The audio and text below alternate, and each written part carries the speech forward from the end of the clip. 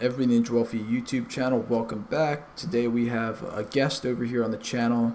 His name's Ben, so say hi. What's up, guys? Check me out on YouTube and Instagram at Liberty City Space TV. And I'm really excited for this podcast today. Yeah, man. Alright, his link's going to be in the description below as well, so you guys don't have to search that up. You can just click the link. So we're going to go through a few topics here. I'm going to state them right now, and then I'm going to put like timestamps, I guess, in the comments or the description or something, so you guys can skip to whichever portion you want to listen to. So first, we're going to go over Al Horford. 2, Josh Richardson. 3 are just going to be the bench additions in general. So everybody we drafted, as well as Trey Burke, Kyle O'Quinn, etc. And then 4th is going to be the important schedule dates. So Sixers Celtics, Sixers Bucks, and then the first week of March where we play the Lakers, Clippers, Kings, and Warriors. So timestamps for all those will be in the description. But let's get started over here with Al Horford. Do you want to kick it off? You can kick it off. All right, sure. So Al Horford, we signed him to a 4-year, $109 million deal, $97 million guaranteed. The first year is going to be $28 million, I believe. Second year, $27.5. Third year, $27, and then fourth year going to be $14.5 million, and then like it can also go up to like $26 million, I believe, with all the bonuses he can get. So do you think that's like an overpay, or you think it's a good amount, or maybe even an underpay somehow? But I think it's a good amount. I think it's a good amount for his age. I mean, people do. I've met a lot of people who do say that he is a lot overpaid and he shouldn't have been paid as much. But you have to realize he was the Embiid stopper, and this will help the team. He's a key to this team. What do you think? Well, yeah, he's a big part of the team. I think it's an overpay a little bit because his stats. I think his play style. He doesn't rely too much on his athleticism and more on his like skills and smarts. So I think his game's gonna age pretty well. And if you look at stats like Tim Duncan's, he didn't really age. Like he aged pretty well, his game. Very true. Horford's not obviously Tim Duncan, but it should age in a pretty similar way, I think, especially because Horford's a better shooter than him. And if Horford can improve on his shooting, that will really age out his game, sort of like what happened with J.J. Redick. He can sort of be our Brook Lopez type player, although his jump shot isn't as smooth or fast. But he could turn into that type of player, I think. Yeah, and I agree with you there. I mean, I think he is a little overpaid, like you said. But you have to take in how much he will help the team. And he is a veteran, and we kind of need that in his offense and defense especially. He's a defensive player. So I do agree with you in that part, and that I like the Tim Duncan description and how you said that. Because you're correct about that. I understand that. All right. And yeah, he's been like the rock sort of on his Hawks team, and then the Celtics. He's the anchor. Just really held down the team in the locker room and on the floor. So it's sort of he's going to be in less of a position of, or he's going to be less needed by his team here compared to Atlanta and Boston, because he's going to be like the 4th option on this team. Boston, he was probably like the 3rd most of the time. Maybe even he'd be the 5th on this team sometimes. But do you think, since we lost Jimmy, that we needed him, or do you think we just got him in protection of keeping Embiid, safe from not playing Horford? Well, I don't think we needed him really, but he is like the best. He's literally like the best backup center option you could get, or like the best fit. If you took Embiid, took another center, and put them next to each other on the floor, he's probably like the best fit. Next to Embiid because of his play style, and he's great at defending, every position. So he can play power forward, unlike most other centers. And yeah. He also spaces very well, if you notice that. That's one of his underrated games. He spaces like completely well, and that's one of the underrated things. People don't take in spacing, how important it is. But Ben Simmons is one of those guys where you need space when he's driving the lane, right? Yeah. So I think it was a good pickup. I do think he was a little overpaid, but we got the Embiid stopper, and I'll take that.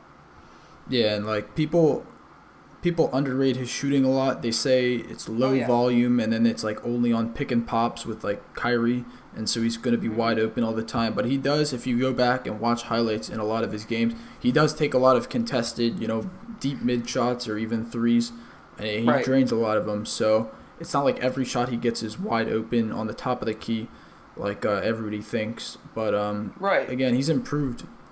He's improved a lot. He had no jump shot at all coming into his Uh career, huh. so he could probably improve on that a little bit more and really age out his game well with his shooting. All right, you want to go with Josh Richardson now? All right, we'll move on here to Josh Richardson. Obviously, we signed him on Mhm. or we didn't Right. sign him. We got him in the sign-in trade with Jimmy Butler. So we're gonna have him Uh for huh. 2 years. He's making around 10 million each year, and then he has a third year option, which is like 11 million. He probably won't take that because he can get more money elsewhere. But obviously, he can shoot. He can shoot pretty well. Uh huh. He also can put the ball on the floor a little bit. He's got a little bit of a dribble handoff game like JJ Redick had. Not Mhm. great, not as good as it off the dribble handoffs as JJ. What do you think of this pickup? Of Josh Richardson. Yeah, I think it was a great pickup because losing a player like Jimmy Butler, and you expect, you know, he signed somewhere else, so you're not expecting a player back. But to get a Josh Richardson back, a young stud, who people don't realize he is kind of a 3-and-D player. He's a great defensive player. He's really underrated there. And last season, what did he average? 16.8 points, something like that. yeah, around there, 17 points. Yeah, I think that's a great pickup for us. I think we really needed that type of player. And people might be saying, JJ Redick, we're gonna miss him, but Josh Richardson is younger, and I think in the future will be better than JJ Redick. Who knows though? But what do you think about this? Well, yeah, he's definitely better than JJ Redick, and we Right. got him for cheaper than we would have gotten JJ Redick, but obviously Definitely. he isn't, necessarily as good of a fit around Ben Simmons specifically, but just on the team being a defensive minded player, he's sort of Hmm. a mini Jimmy Butler in my opinion. Obviously, I he's nowhere near as clutch, but he's got a pretty similar play style. I think I think that fits very well. I think he also is a little. If you really think about it, he relates to Tobias Harris. I think him and Tobias Harris will kind of be a duo on the floor when they're together, especially defensively because Tobias Harris is a very good perimeter defensive player. What do you think about that? What do you think? Well, I wouldn't agree that he's a very good defensive player, Tobias Harris, but Richardson Right, obviously is great. right, Um, but no, I agree with you there. That's not what I was trying to say. I'm saying like perimeter defense. I think they'll match up pretty good. Yeah, Richardson's gonna match up great against guards on the wing. Oh yeah, He called them water bugs in the last interview he had, which was pretty funny. definitely. But yeah, him and Tobias obviously they have the connection from going to Tennessee. Oh yeah, exactly. Yeah, and they have sort of similar play styles. Tobias Harris is like got a little bit of ball handling. Same with Richardson, and they both are good shooters. Richardson's better on defense, but on offense they're fairly similar. Throw them both in the pick and roll, and you can get a bucket a lot of the time. Um, I'm a big fan of Jay Rich's personality too. He's a win type of guy. Unlike Jimmy Butler, he said he was a win guy, but he went to Miami, where they're going to be the 8th seed this year probably. But I like that. I like having someone who strives to win and not strives to be the guy who's just on the team to show off and be the big man. You know what I mean? yeah, and he plays with a lot of emotion. He got Oh ejected yeah. one time for throwing his shoe in the stands.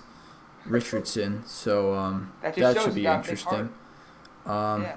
But Jimmy, I don't want to get off topic, but Jimmy Butler, I really Yeah. don't think. I think he wanted to stay here, and he wanted to Mhm. like stay here on like a 5-year max. But obviously, we weren't willing to offer it to him. And then he has like his little crew or whatever, his like friends and family that Exactly. come with him. I I saw don't that think video. they want to live here.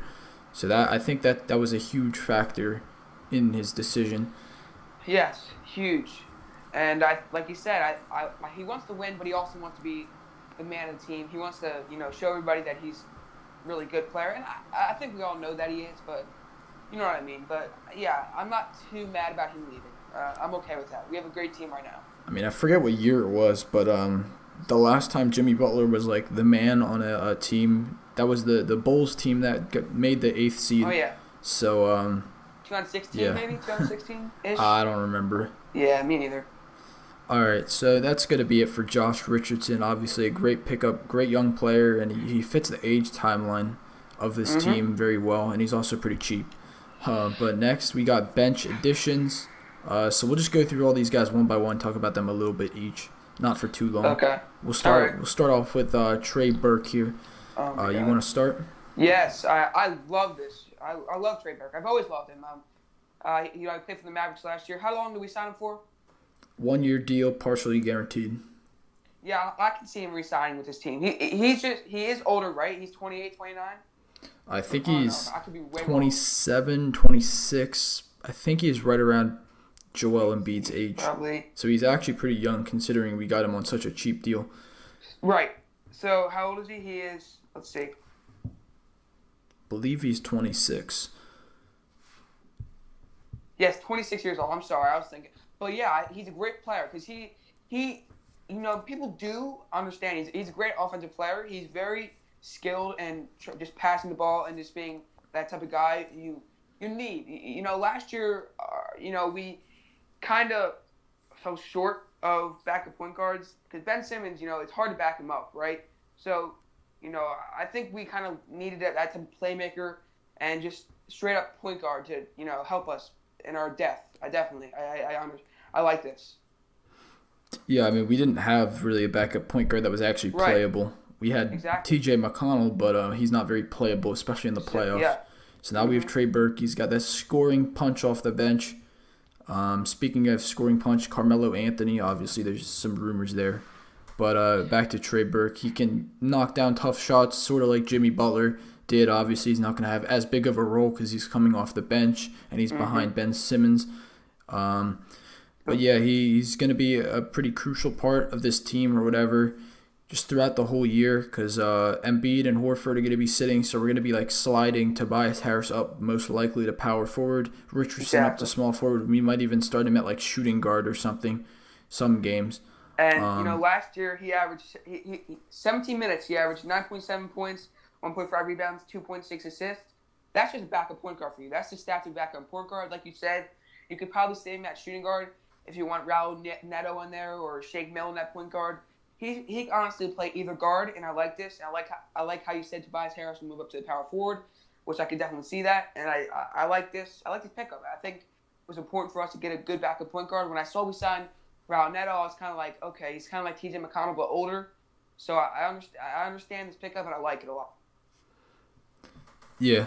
So that's it for Trey Burke. Let's go on to Kyle O'Quinn right now because I don't know much about him, to be honest, but I've seen people that I've talked to people like the Knicks fans and the Pacers fans that have had him before, and they all seem to like him a lot, especially on the defensive end. Obviously, he's pretty raw offensively, but on defense, he's got some great rim protection. He's big. He can defend centers, unlike our old centers, Greg Monroe and Amir Johnson. But yeah, he's supposed to be a lot better than both of them, and he's like 29, I believe, so he's not that old either. Not like Amir Johnson, I forget. He's like 32 or 33 or something like that. But yeah, he's just a big step up from all of them. And the thing I like about him is, like a lot of these bench players, we signed him for a 1 year, $2 million deal, but a lot of people don't realize he's a veteran and he's hard gritted. He averaged 3.5 points with 8 minutes last season, 2 rebounds. People might say, okay, that's not really a good backup center, but he's older and he knows what he's doing, and I just like this pickup. At first I didn't really like the pickup. I thought we should have got a little better of backup center, but I do think he will help us a lot. I think mentally, honestly. You don't think about that really, but do you think he'll help us mentally?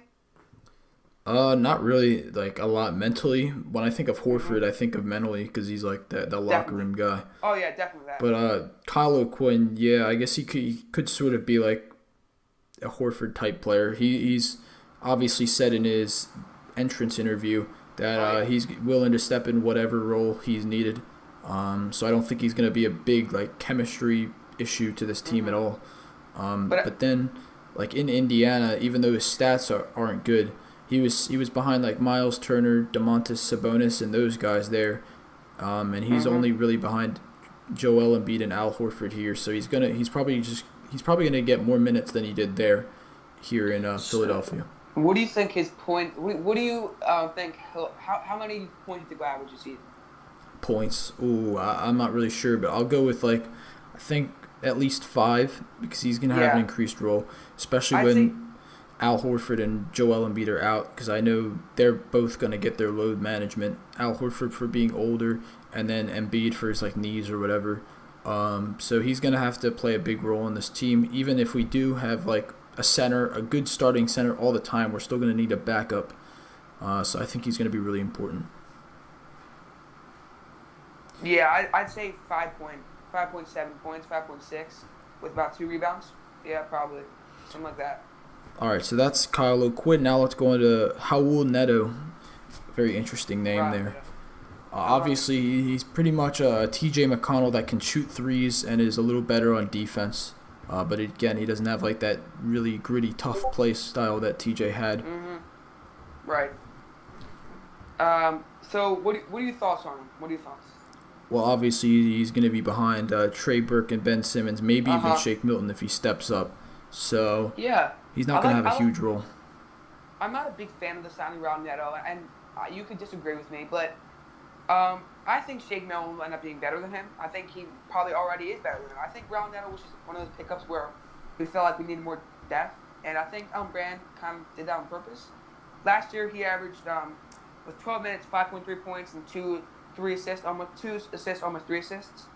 His highest career average was 5.9 back in 2015, and he's kind of I can see him as a guy who just go out there and just kind of just play when we need him to. You know what I mean? Yeah, I mean, he's had injury issues. That's sort of what's held him back his career, his whole career. So, I mean, he's not going to be playing much. So he should be able to stay healthy. And then Shake Milton, I don't know really what to say about him because we haven't seen him play much, obviously. And he didn't play well in the summer league. But, yeah, I guess we're just going to have to wait for the season to see how both of them turn out. Neto's pretty young as well. I think he's right around 26 years old. So he could still develop a little bit. Maybe even become I don't know. But he's definitely a step up from T.J. McConnell, I think, because he can shoot better. And he's just got better defense. I just wasn't a big fan of the signing. Maybe you were, but I mean, we signed for a 1-year veterans minimum deal, which I'll take because a guy like that you'll like to have on your team. And he was pretty chill in the press conference, and I like that about him. It shows he's kind of just down to earth. So I like this pickup, I guess. Yeah, I could see it. Rating it out of 10 to pick up, I'd say probably 6.5. What would you rate it? I'd go with I'd go overall probably a 7.5, but in the moment probably a 5 out of 10 because we didn't have Trey Burke when we signed him. So if he was going to be our actual backup point guard, that would have been an issue. Exactly. But obviously we got Trey Burke, so I would have preferred if we signed Trey Burke before Neto. But obviously we do have him, and he's going to be the 3rd or 4th backup point guard option. All right, now let's go on to Matisse Thybulle, and then we'll talk about Mario Shayok a little bit. But obviously he was the 20th pick, and he's the best defender in the draft by far. Easily. I don't know all of his accolades or whatever that he had in college, but he was up there with Gary Payton. I think he broke his record. I don't know. Yeah, something I think he did. That. So I have his stats right here. He had 9.1 points. He played 36 games, 2 assists, but his defensive stats right here show that he's easily the best player. I mean, he almost averages 1.4 blocks. I mean, that's just insane.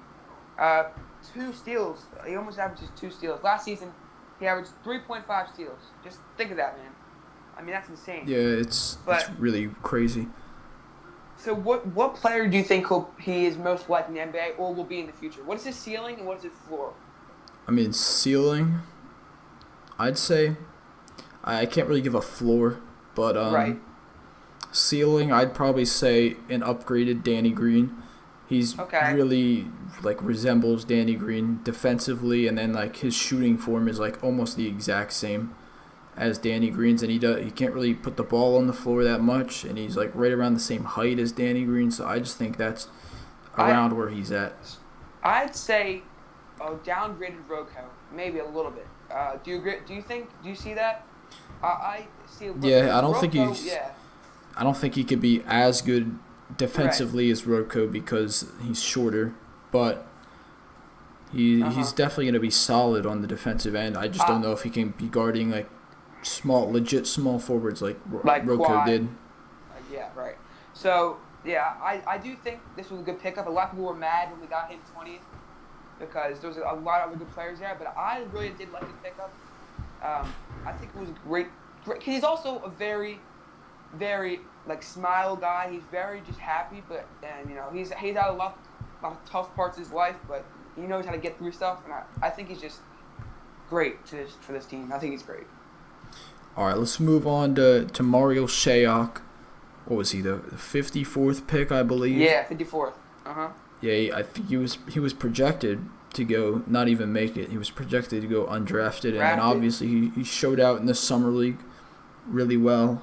He can hit shots, just score from everywhere really in the paint, on the 3-point line, mid range as well, and he's also a little bit clutch as we saw in that Sixers Bucks matchup in the Right. summer league. So Yeah, you people want to like go? to say he was like KD and stuff, which obviously not like KD, but he did look like KD when he played.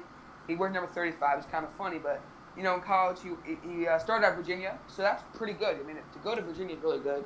Then he transferred to Iowa State, but I do think this is a good pickup. He'll play for the Blue Coats, be in the G League, maybe see a little bit of NBA. I don't know. What do you think? But you know, I don't hate this. I mean, he looked good in summer league. Can't lie about that. And he looks like a guy who's kind of doing everything. I mean, if you look at him, he kind of, yeah, I like him. What do you think? Like his main, uh, like accolade will be for us? Not accolade, but attribute will be for the Sixers. What do Well, you I think? mean, Yeah. he's been asked that before, and he always goes straight to shooting. I don't Okay. know what percent he shot, 38, 39% in college on a Mhm. decent number of shots. And, yeah, I mean, do you want to go? Yeah. So I'm looking at the stats right here. I like to. He didn't play a lot of games his first few seasons. He was actually hurt. Um, but no, actually, yes, he did. I'm sorry, I'm looking at the wrong thing. 34 games his first season. So, he it looks like he averaged about he averaged 18.7 points this last season. The last 3 seasons before that, he was just averaging under 8. So he looks like more of a shooter. I definitely do see that. 3-point percentage, yeah, right, 38%. You're right about that. He looks like a shooter. I do agree with that. And I was watching him summer league. I was thinking this guy's pretty good, but he'll be on the Blue Coats, and that's what he'll maintain. He'll see a couple of NBA time, and that's true. But I do like this. But yeah, I like it. Yeah, obviously he had that breakout year at Iowa State. Hopefully he gets some time to play on the Sixers and not just the Blue Coats. So I want to see him in like a legit NBA game, not just like garbage minutes like every other night. But Right. But I think why he was projected to go undrafted was because his last few seasons were utter not good at all. I mean, yeah, they he were didn't rough. shooting great. He did shoot 43% from three in his second season at Virginia, but he averaged 4.3 points, so it's not a big deal. But yeah, I do think he'll be decent for us. I don't think he'll be anything insane. I don't think he'll be KD like everybody says he's going to be. Of course, he's not going to be KD. I mean, he's too small. Exactly. I don't. But he's athletic. I won't lie about that. He's an acrobat. He's athletic, but Yeah. we'll see. I mean, he could turn out well just because of his play style and how he can score from everywhere and create his own shot. But he's against the odds being the 54th pick in the draft. Exactly. There really I mean, aren't any like great players that come from that late in the draft. So he looked like he could be a great player, but he's against the odds definitely. So do you think we should pick someone else at the 54th pick? I didn't even the first 30 prospects that went in like the first round probably I knew Yeah. a decent amount of them, but like the second round I don't know any of those players really. Uh-huh. I could look Yeah. at their stats, but there wasn't really Same here, anybody. but There wasn't anybody other than like Taco It- Fall that anybody wanted really that late. do you think we needed like any type of player, like a 3D player, 3D player, or just a defensive player, an inside scorer, or do you think we just needed Mario Shea? We're good there. Well, I mean, we already got Matisse Thybulle. We have Right. Very Zaire Smith, so we really don't need any 3 and D players. I don't think. Mm-hmm. But I mean, he can create his own shot a little bit, and if he pans out, then he'll be a steal. So you think Yeah, he's a shot creator type of person? yeah, Just that's what he looks yeah. like. That's Right. what he was All right. doing in the clutch against the Bucks. He Yes. was being the ball handler and at least Yep. some of the time, and he showed some flashes of shot creation in the clutch, being that guy. But Mhm. he's He's against the six odds. So. six, so he could play shooting guard or small forward. But small forward, he's a little small for so. He's a little small for small. So All right, let's go on to the schedule dates now. We okay. have three different things to talk about here. So first, Sixers Celtics opening night. Obviously, that's on October 24th, I believe. So everybody's looking forward to that. It's like a little less than 2 months away right now. Yeah. So we finally get a home game to kick off the season against the Celtics. Obviously, we went to Boston both times for the opening game and the Christmas game as well last season. So now we finally get them at home. And yeah, are you looking forward The to Bucks. that matchup a lot? The Celtics. Oh, Celtics. Yes, because you look at their team this year, they look pretty stacked. I won't lie. I think you know what? I do think it was a great sign for them to get Ennis, but I hate the Celtics, so I'm not gonna say I think they're a good team, but they do look a lot better. They look built. But in my interpretation, I think we should win that game. I think we'll probably win by I don't know, probably 6 points. But Jason Tatum's such a young stud. It still hurts me. We should have probably, Markel Fultz instead of JT, but I'm looking forward to it very much so. Are you? Well, yeah, I'm just looking forward to the season. Not really that specific matchup, to be honest. Right. I mean that Uh-huh. we should win against them. They're a great team. Obviously they got Cantor, but I doubt they're gonna have him by the trade deadline. They're probably gonna pick up like a Steven Adams type player that can guard a center, and then they can be like an actual threat. But right now, I don't really consider them that much of a threat unless we match up with them in the Yeah. playoffs, because we know what happens every time we play the Celtics, and we can't ignore that necessarily. But Right. they're not nearly as stacked as the Sixers are right now. They lost Horford, lost Kyrie Irving, and obviously those are two big losses for them. We didn't really lose anybody. We lost Jimmy Butler, but then we replaced him with Al Horford and Richardson. So Exactly. same with JJ Redick, but then we get Richardson and he's better defensively, so it sort of like balances out. Yeah, sorry. I know you're talking about the season, not the Celtics. Sorry. But, yeah. All right, now Sixers Bucks Christmas Day game at home. That's going to be really, really exciting. That's going to be the first matchup of the season between probably the two favorites in the East right now, by far. Yeah, do you want to talk about like necessarily that matchup, or sort of like whether which team could win in a series in like the playoffs?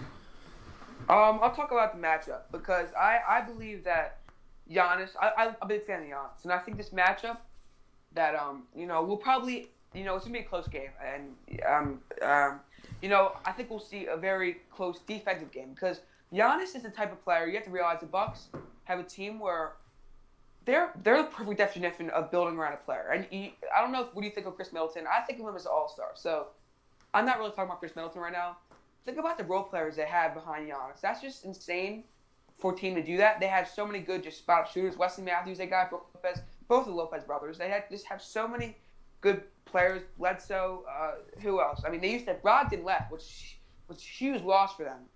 But, I do think Sixers, honestly, are a better team on paper, especially. Giannis obviously MVP, so you can't ignore that out of the conversation. And Giannis is going to he's facing against what? Toby. He's going to be fencing against Toby. Horford might be matching up against him, probably. It might move Horford match up against him because Horford's a better defensive player. But, Giannis has developed a shot. Korver's on the team now. Korver, I mean, he's probably helping Giannis with the three-point shot. I saw some footage of that stuff at the Greek game. But this matchup, I think we'll see a great game from Embiid because I just think Embiid will dominate Lopez, right? But what do you think about it? Well, yeah, I mean, I think they're going to put Giannis on Embiid, but just in general, Sorry all their about that, role yeah. players, I think they get pretty overrated. Bledsoe, Brook Lopez, they're not great players individually, but they fit really well in the system around Giannis. Exactly. And he brings out the best in them, too, just like they do with him. So it's a really good system, but they don't really have a huge ceiling. They've already hit their peak, in my opinion. We could be a lot better than them. just because we have a much, much more stacked team talent-wise. And then the chemistry, we really haven't had any chemistry issues either. They have great chemistry already coming into this season, and I don't really understand why they're the favorites, because we have Embiid and Horford, probably the two best Giannis defenders in the entire league. Obviously, Giannis is going to be the better player, the best player in the series, and if he gets a jump shot, he could be a lot better than Embiid. But we have basically 4 All-Stars in our starting lineup, and they have 2. So I can't really compare that. I think the Sixers should be the favorites to win against the Bucks, but yeah, I mean they do have Giannis, but how good can he really get, and how much better can they really make that system to the point where like we can really elevate our level of play, but they really can't. They're already at sort of that max. So yeah. Do you think Giannis will become better, or is he just at his peak and this is how the best he'll be? Well, I mean, he's going to get better. His jump shot's going to be better, definitely. But I don't really know. I think his jump shot game will get better, but not anything else. He's at his peak right now, and this is just him. He's dominant. He's strong.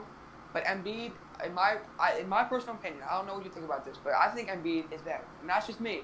And I might be a little biased. I'm a Sixers fan, but I think Embiid, in the long run and now, is better. And that's just my opinion. I know Giannis MVP, and I might sound stupid, but that's just my take on things. Well, I mean, I'm really unbiased when I talk about stuff. Giannis is clearly the better player, but I think both of them are pretty close.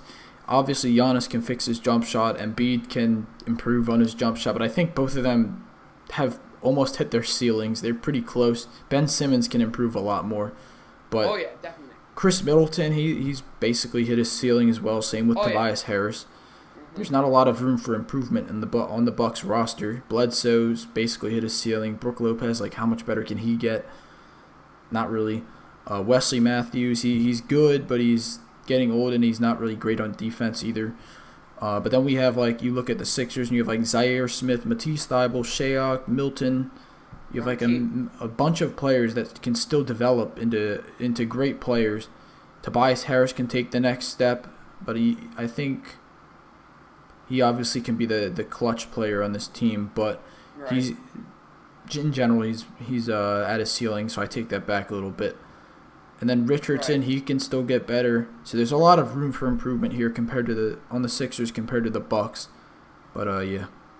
I'm not going to argue with you about the Embiid Giannis thing, because I do agree with you. Giannis definitely probably is better, but in my opinion, I think Embiid in the long run will be better, because obviously Embiid is just a dominant piece in the post, and if he develops that shot like he's trying to do, it's done. And same with Ben Simmons. If he develops that shot like he's trying to do, we've seen all those videos of Ben Simmons, it's done. It's a wrap. So I understand where you come from. I'm sorry I sound stupid, though, people listening to this stuff, but just my personal opinion, in the long run, Embiid will be more dominant, And Giannis, don't get me wrong, he's insane. He's a top 3 player in the NBA, easy, and probably is the best player in the NBA right now. But, you have to think about, the teams they're on, and, just all that stuff factors into it. And, you know what, I probably take it back now, honestly, a little bit. Giannis is probably better, but what I'm trying to say is, in the long run, Embiid is just such a force to be reckoned with. But, yeah, I'm sorry if I sound stupid. Yeah, I mean, Giannis is not as injury-prone as Embiid, so that's why I'd go with Giannis by far in the long run will be better than Embiid. But Embiid in his prime could be better than Giannis in his prime. Maybe, but probably not. But again, we have Ben Simmons and Joel Embiid really versus Giannis. So as a team, we're going to be better, but Giannis is probably going to be the best player out of the 3. Yeah, I do. I think about everything.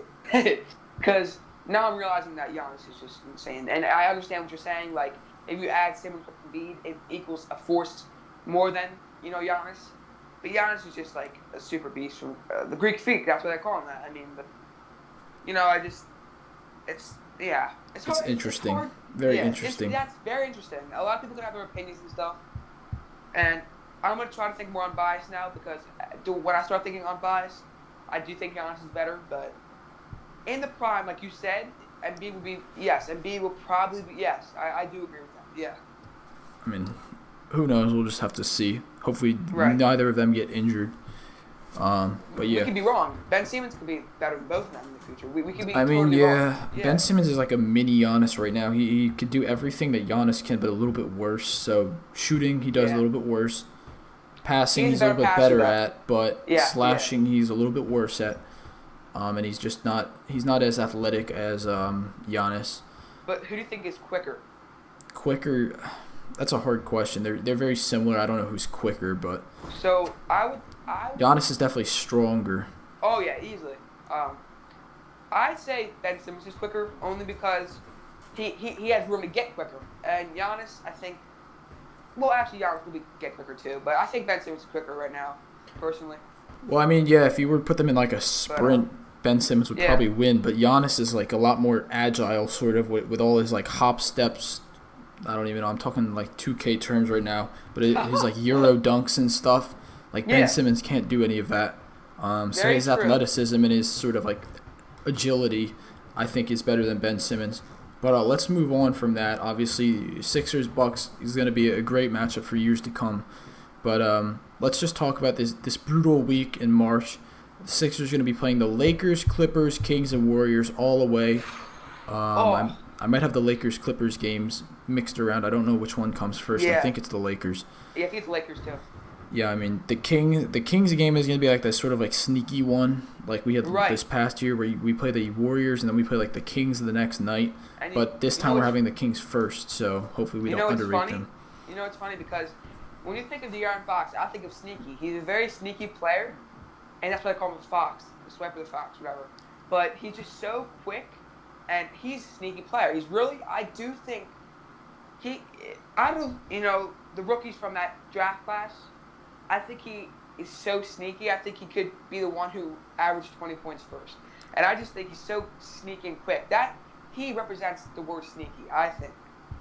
Well, I mean, yes, it's because a lot of the reason is because they're playing in Sacramento and they're not like the Right. Warriors or the Lakers, the Clippers. So he's going to get underrated because there's all those West Coast teams that are really like popular and really, really good. But then he's sort of on like the little brother to those teams. Exactly. But yeah, this week in general, we don't have any back-to-backs, which is good. That's going to be a really exciting week, though. All those matchups. What are your predictions on those games? Predictions, wins. I'd say 2-2. That's what I would say. I'd say, you know what? I'm gonna go. So what's the week? Lakers. I think we'll win one game against the LA teams and one game out of the Kings and Warriors. I'd probably go with the Kings. And then me we too. lose. I'd say we lose to the Lakers and the Warriors. Okay. I'd say the same thing because I think we will beat the Clippers and yeah, but it's I mean, yeah, the Clippers I agree don't with match up as well as the Lakers Right. do against us, especially because Mhm. they just got Dwight Howard. Yeah. But yeah. All right, that's about it for the podcast. Yeah. Obviously, if you guys enjoy, don't forget to drop a like, subscribe if you're new, turn on post notifications to always get notified about my videos. Follow Ben's channel, link is in the description below. And yeah, we will see you guys in the next one. Probably we'll do another podcast fairly soon. Who knows when? Yeah. And if you guys disagree with anything, tell us in the comments. Maybe we'll comment back. We'll say something. And Yeah, we will comment back. Yeah. 'cause So we yeah, don't get thank many you guys. comments.